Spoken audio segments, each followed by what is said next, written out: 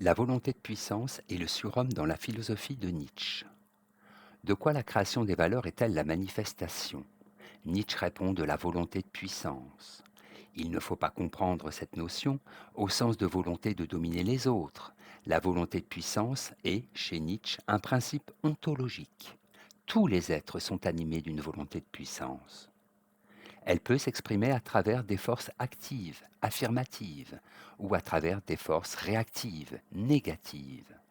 Les morales juives et chrétiennes sont l'expression de forces réactives, d'une volonté de puissance qui se retourne contre elles-mêmes, parce qu'elles dévaluent la vie, le corps, et font au contraire du renoncement, de l'ascétisme, les valeurs suprêmes.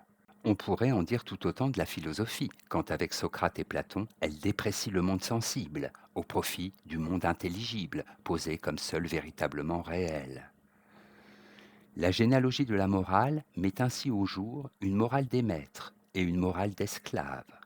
La morale des maîtres est une morale de l'affirmation de la vie, morale aristocratique, propre à des hommes supérieurs. Elle se fonde sur le sentiment de la distance et de la hauteur que les maîtres ont à l'égard de leurs esclaves.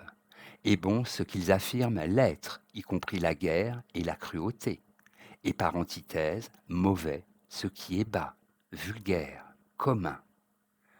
La morale d'esclave est au contraire une morale incapable d'affirmation ni d'élévation.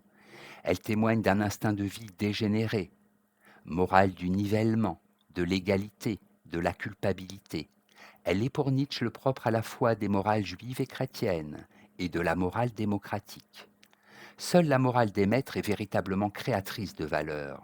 L'autre ne crée rien, elle est réactive et consiste à renverser les valeurs créées par les maîtres. C'est la morale de notre civilisation qui pour Nietzsche est le résultat d'une longue dégénérescence de l'instinct vital de l'humanité et dont les valeurs ne sont que de la fausse monnaie.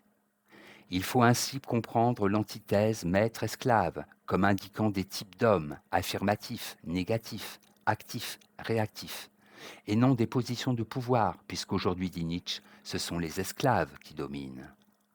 À l'homme faible, socratique ou chrétien, Nietzsche oppose l'homme de l'âge tragique grec qui assumait tout le tragique de la vie et affirmait joyeusement la valeur de cette vie dans les fêtes dionysiaques.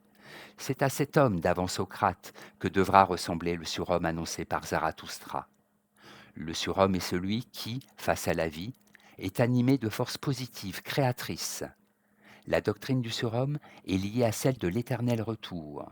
Le faible, le réactif, est l'homme du ressentiment et de la culpabilité. Il a un rapport négatif au passé, qu'il n'accepte pas. L'homme du ressentiment refuse le devenir, le temps.